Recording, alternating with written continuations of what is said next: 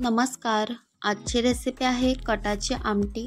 कटाची आमटी बनवण्यासाठी सर्वात आधी इथे कुकरमध्ये पाणी घ्यायचं आहे. यामध्ये चणा डाळ टाकायची आहे.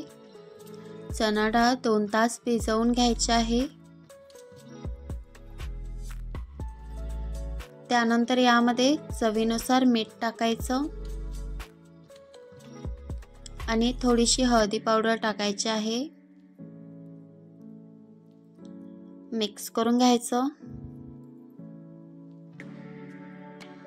त्यानंतर झाकण लावून 4 ते 5 शिट्ट्या काढून घ्यायच्या आहेत. त्यानंतर इथे वाटण तयार करून घ्यायचं आहे.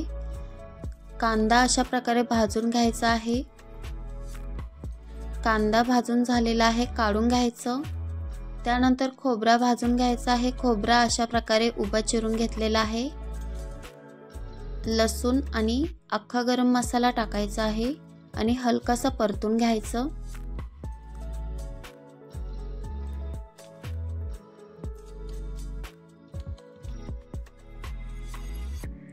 परतून झाल्यानंतर यामध्ये कोथिंबीर टाकायची, मिक्स करून घ्यायचं आणि काढून घ्यायचं आहे. थंड झाल्यानंतर मिक्सरमधून वाटून घ्यायचं आहे. थोडंसं पाणी टाकून अशा प्रकारे वाटण तयार करून घ्यायचं आहे. त्यानंतर इथे चणा डाळ छान अशी शिजलेली आहे. यामधलं पाणी काढून घ्यायचं आहे.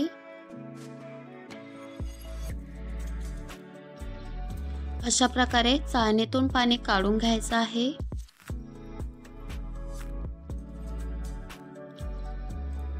त्यानंतर यामध्ये शिजवलेली चणा डाळ टाकायची आहे. तर 1 वाटी इतकं चणा डाळ टाकायची आहे. थोडीशी मॅश करून टाकायची आणि मिक्स करून घ्यायचं. त्यानंतर इथे टोपामध्ये तेल घ्यायचं आहे. यामध्ये लसूण टाकायचं आहे आणि तेजपत्ता टाकायचा आहे. हलकासा परतून झाल्यानंतर यामध्ये वाटण टाकायचं आहे, जे वाटण तयार करून ठेवलेलं.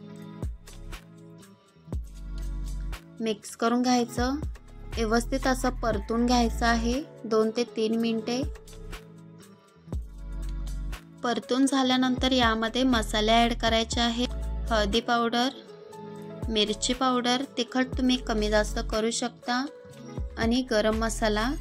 सर्व मसाले व्यवस्थित मिक्स करून घ्यायचं. 1 मिनिटभर परतून घ्यायचं आहे.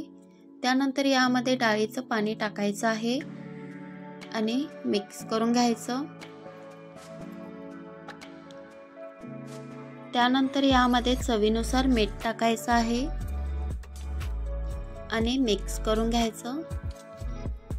छान असं 4 ते 5 मिनिटे उकळून द्यायचं आहे.